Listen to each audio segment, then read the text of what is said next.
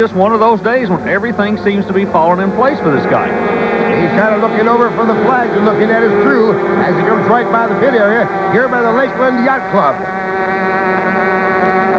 Well, Frazzoloni, I'll guarantee if he was going to buy real estate in America, would buy it around this beautiful lake. And there are some beautiful homes here, but the people can walk right out of their homes and see a world caliber race. Like you say, there's a beautiful college campus in the background. This is just an ideal place to hold a sporting event like this.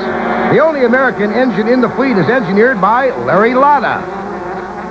We decided that the only way to be competitive is to go with higher technology.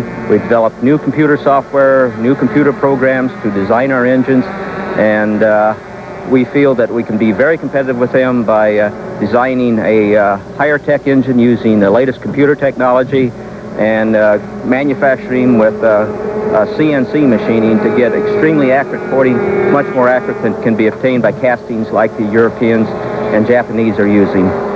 These engines may be smaller, but they sure are sophisticated. The last lap, the white flag lap, the checkered flag is waiting for Italy in the 250cc class. Marino Frazzoloni.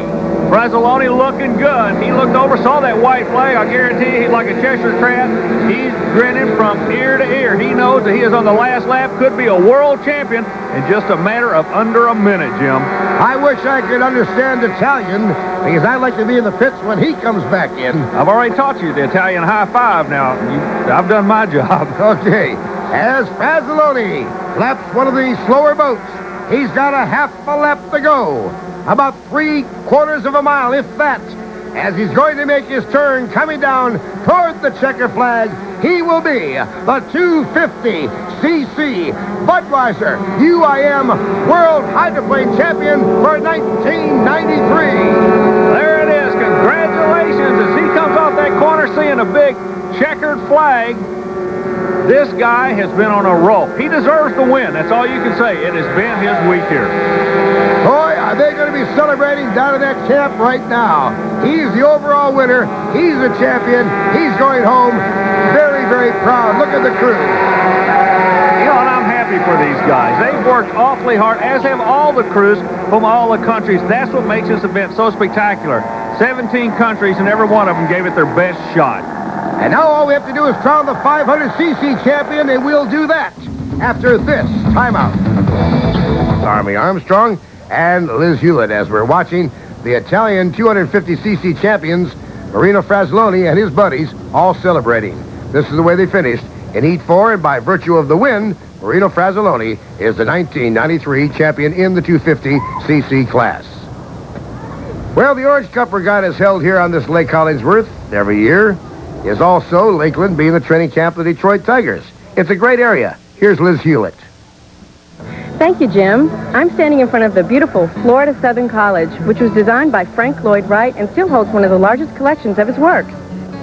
Along with its educational and historical values, Polk County has an array of tourist and sportsman attractions with over 600 lakes and some of the best bass fishing this country has to offer. And if fishing isn't for you, explore the wetlands and wildlife with an airboat tour or take a walk through Bach Tower Gardens. Discover Central Florida's wilderness paradise. It's gorgeous. For the land lovers, there's Cypress Gardens with ski shows and excitement for the entire family. There's spring training baseball, golf, golf, and more golf. So many great eateries all waiting for you in Central Florida.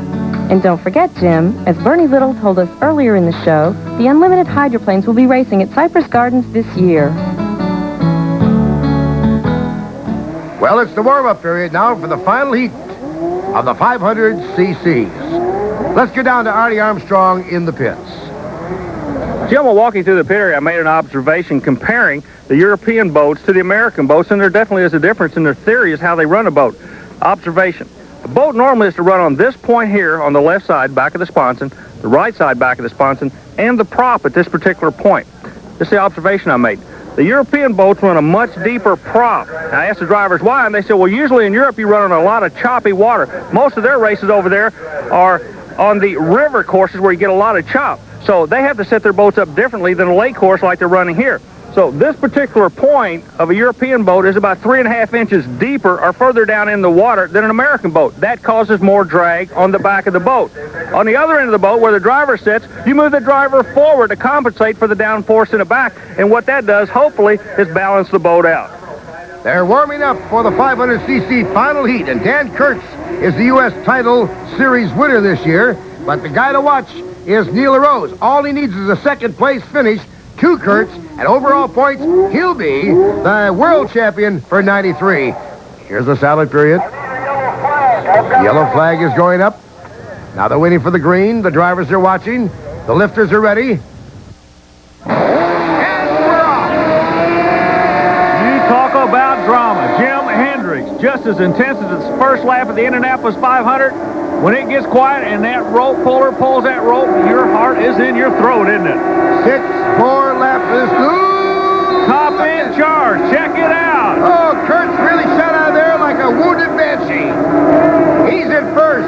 In second is LaRose, exactly where he wants to be. Third is Trombetta as they come down the end of that long chute down by the Florida Southern College. Trombetta worked the inside. Now, earlier we told you, his driving tactic completely different. He chopped the corner off. The Americans are going to the high side, like running around the outside of a cereal bowl. They can keep their RPM up, their speed up. And LaRose, like you say, really, even though he's running the number 2 spot, is in the catbird seat, because all he has to do is keep that man in front of him or pass him to be the world champion. Dan Kurtz's only hope is that he can maintain first and that something mechanically would happen to LaRose, who could finish third and still win this race. LaRose currently in second place, and we have a whole fleet, and look at the wildlife scatter. This is an amazing sport. Look at it laying down in front. Meanwhile, the big race seems to be going on back in the 3rd and 4th spot as the Italian driver, who has not had a good year this year after winning the World Championship last year, is trying to redeem himself, but it is not going to work. These guys up in front of him are rocket riders today, Jim. They're close to 120 mile an hour in the straightaway. As we look at our leader in heat, Dan Kurtz, the United States driver, driving for Canada. Look at him get the lift off that front end of that small hydro. Earlier, Dan Kurtz talked about the difference between European and North American boats, race courses, and starts. Well, we have an advantage here for one thing. The course, probably 3/4 of the course favors our style of boats. With the wide sweep and turn, we can go through that wide sweep and turn faster than what they can. Their style of boats are made for hairpin turns, going 2 long straightaways and 2 sharp turns. And then same token, they have the advantage on a jetty start, and because they're familiar with leaving the jetty. That's the way they race in Europe all the time. We only do it once every 4 years. So I think it pretty much balances it out. Right now, the man you just heard from, Dan Kurtz, a Canadian entry, but he is an American himself. He's leading the way, but the man to watch out for it. You got to be sure that this man right here, Neil LaRose, who's driving for Mexico, he knows to stay in that position, and he'll win it all by virtue of accumulated points. Well, Dan Kurtz could very easily win the battle, but the war may go to LaRose before this thing's over. And I want to explain something to you that I found awfully interesting. We're talking about what the drivers are doing out there, Jim. The right hand is on the throttle, whether you sit, lay down, or however you drive the boat. The right hand, is on the steering wheel. The left hand is on the throttle, but there's also something else you're doing with the left hand. The drivers, as they go into the corner, are squeezing a grip. And what the grip does, it lengthens and shortens the exhaust pipe. So at this point in time, as the drivers in the lead go down the backstretch, they're trying to lengthen the exhaust pipe. That gives you more top-end speed. When they go into the corner, they'll back on the throttle, shorten the exhaust pipe, and what that does, it gives you torque or more horsepower in the bottom end range to jump off the corner. So the drivers are not just sitting in there steering, they're actually part of the boat. And the man who is part of his boat right now, leading the pack, is Dan Kurtz, an American, driving the Canadian entry. Meanwhile, strategy in the Neil LaRose camp. Another American driving for Mexico here in the Budweiser UI.